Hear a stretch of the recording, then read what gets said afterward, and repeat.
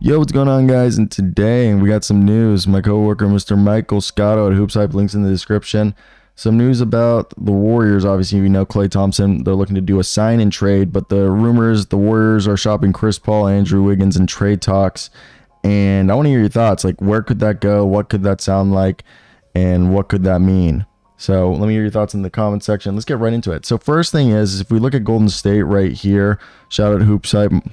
It's where I work for the information right here. Andrew Wiggins and Chris Paul. Chris Paul's a non-guaranteed contract.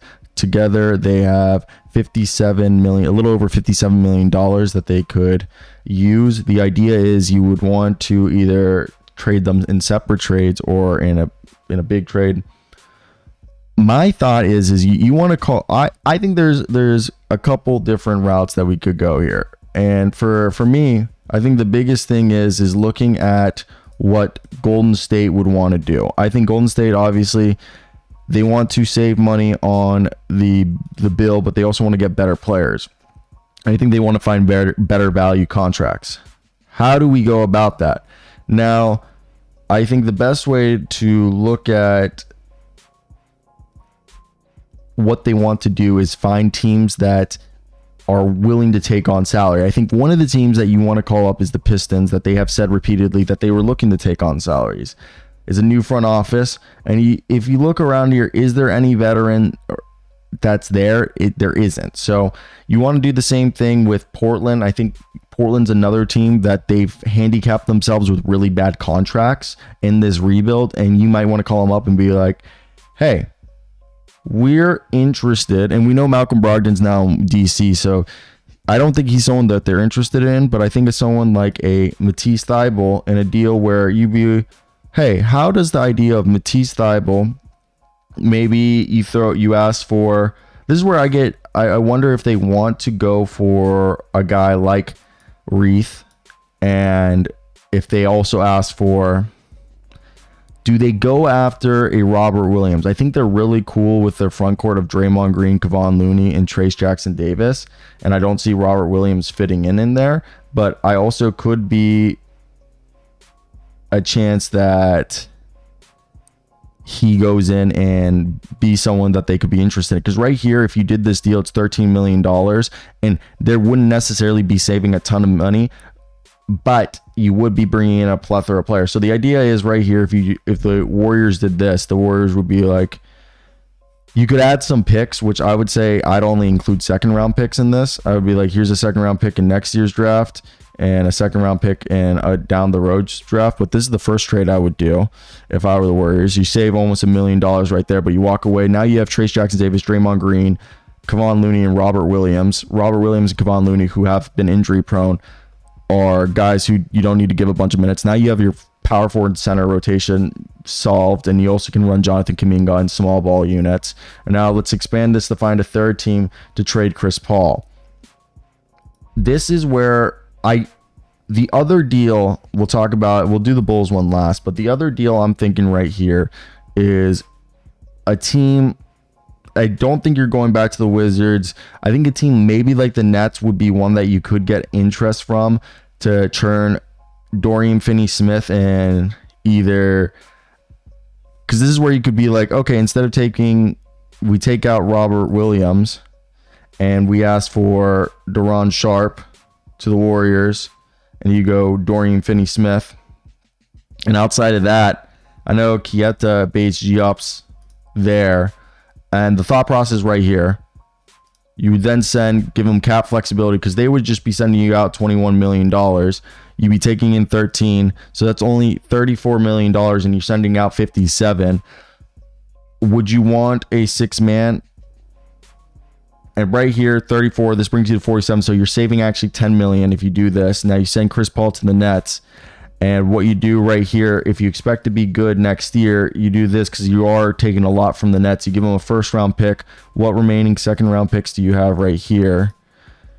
And instead of doing the Robert Williams, bring in Daron Sharp. why would this not be, oh, the Blazers are taking on 14.3, and by me taking out Robert Williams, you would need to find a new way of doing that money, and that's 100% right.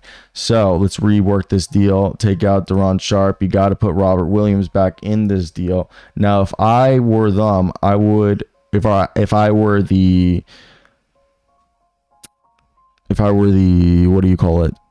The Warriors, I want Dorian Finney-Smith. I want Dennis Schroeder. In this deal now, you have, I think this is the best deal you can do. This would be the deal. If you're the Warriors, you're saving $3 million, but you've just turned Chris Paul and Andrew Wiggins, 4 second-round picks and 1 first-round pick into Dennis Schroeder, Dorian Finney-Smith, Robert Williams, Matisse Thybulle, Keita Bates-Diop, and Duke Reith. Now, I don't know how likely this is, but the idea why I think you're getting old guys who are older, first off, in either in their mid to late 20s or early 30s. And the Blazers get a reclamation project in Andrew Wiggins that they could flip down the road. The Nets just moved off of $30 million worth of salary that they can cut like that, and now they have a bunch of cap flexibility. So you're thinking, all right, what if they just wanted to do one trade? I got it, ladies and gentlemen. The one trade, no picks involved, that to me makes the most sense is if you do this. I think if you ask them for, I think this could be the deal that makes the most sense. The Warriors save $13 million right here. They get Zach LaVine, and they could ask for 2 picks.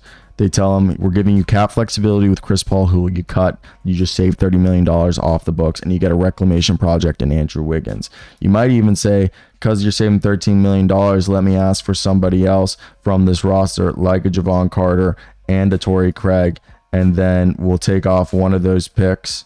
Okay, we'll take off that, but we'll ask for instead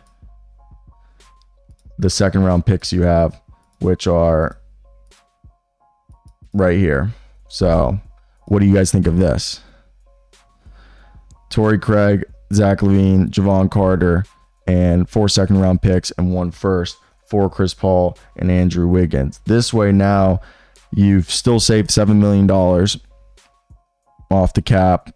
And again, if you really wanted to, we could expand this and be like, oh, and I know this is a separate trade, but we've heard that the Mavs have an interest of doing a sign and trade for, I believe it's a 3-year, the mid-level exception. Maybe he just does 1 year. Okay, he does the 12.9, whatever it is. We're just gonna do, because I don't know the specifics, but we'll just do a 12.9. We'll send him to the Mavericks, and the Mavs will then send, we could say, Josh Green to the Bulls. And that's in a separate deal. Ooh, yeah. If it's a sign and trade, it's got to be a 3-year deal. You can't do a 1-year deal and a sign and trade. Completely forgot. So let's just do this. And now, does that, I don't think it works. So yeah, it does work. Okay, something like that. So the Bulls walk away, something like this. I know it can't be a 3-team trade, but the idea would then be like, okay, Mavs. Okay, yeah, I don't even know. I don't even know what we're trying to do right here, but you tried.